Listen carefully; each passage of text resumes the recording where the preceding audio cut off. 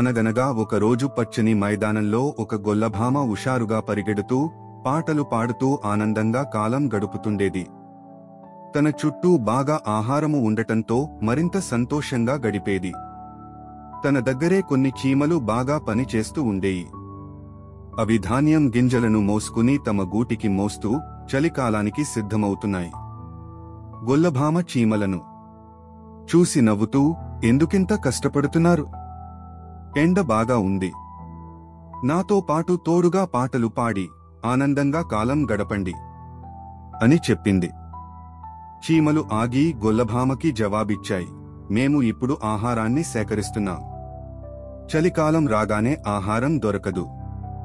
అందుకే మేము ముందే సిద్ధమవుతున్నాం. దానిని చూసి గొల్లభామ నవ్వింది. చలికాలం చాలా దూరంలో ఉంది. ఇంత త్వరగా ఆలోచించాల్సిన పనిలేదు. ఇప్పుడు సంతోషంగా కాలం గడుపుదాం అని చెప్పింది. ఆ తర్వాత గొల్లభామ పాటలు పాడుతూ ఆనందంగా గడిపింది. కాలం గడిచిపోయింది. వేసవి ముగిసి వానకాలం వచ్చింది. చివరికి చలికాలం రానే వచ్చింది. మైదానాలు అన్నీ మంచుతో కప్పబడి ఉండిపోయాయి. గొల్లభామ ఆకలితో, చలితో బాధపడింది. ఎక్కడా ఆహారం దొరకలేదు.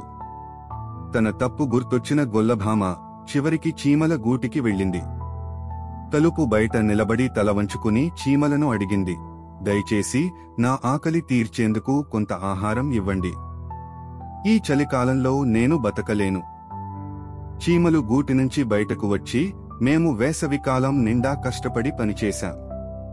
కానీ నువ్వు మాత్రం మమ్మల్ని చూసి నవ్వావు. ఇప్పుడు మేము ఎందుకు నిన్ను ఆదుకోవాలి అని ప్రశ్నించాయి. గొల్లభామ తల వంచుకుని దయచేసి సహాయం చేయమని అడిగింది. అప్పుడు చీమలు దయచూసి కొంత ఆహారం, ఆశ్రయం ఇచ్చాయి. అదే సమయంలో చీమలు గొల్లభామకి ఉపదేశించాయి, ఈ కథ నీకు పాఠంగా ఉండాలి. భవిష్యత్తు కోసం ముందే సిద్ధమవ్వాలి. వృధాగా సమయం గడపకూడదు. ఆ రోజు నుంచి గొల్లభామ దృఢంగా పనిచేస్తూ భవిష్యత్తును గౌరవించే జీవన విధానాన్ని ఎంచుకుంది.